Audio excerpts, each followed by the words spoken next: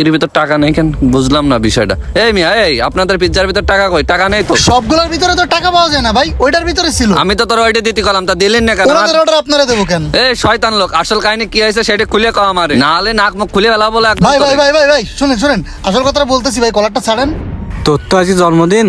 দেখ ভাই, আমার হাতে তো তেমন টাকা নেই, আজ বার্গার খাই, 700 টাকা করে নেবে না। না ভাইয়া, আমি পিৎজাই খাবো। তুমি পিৎজার নাম করে নিয়ে আইসাও, পিৎজা খাতে দিতে হবে।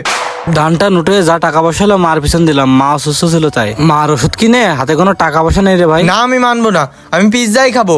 না আমি এখনই চলে যাচ্ছি, বাড়ি যে সব কিন্তু ভাঙচুর করবে। এসব কোথায় না রে ভাই। স্যার আপনাদের অর্ডারটা। ভাইয়া, আমার এই ছোট ভাইকে একটা বার্গার দেন ভালো দেখে। ভাই আমি তোমার আগে বলিছি আমি বার্গার খাবো না, আমি পিৎজা খাবো। দেখ ভাই, পাশে লোক রয়েছে, প্লিজ আমার মান সম্মানটা রাখ আজকে। এখানে খেয়ে যদি বিল না দিতে পারে তাহলে আমার মান সম্মান থাকবে না ওনাদের ভাই। কথাটা আমি গোপনে শুনে ফেলছিলাম ভাই। কি ভাই, এখনো এরকম মন মানসিকতার মানুষ আছে? আমি দেখছিলাম যে ওই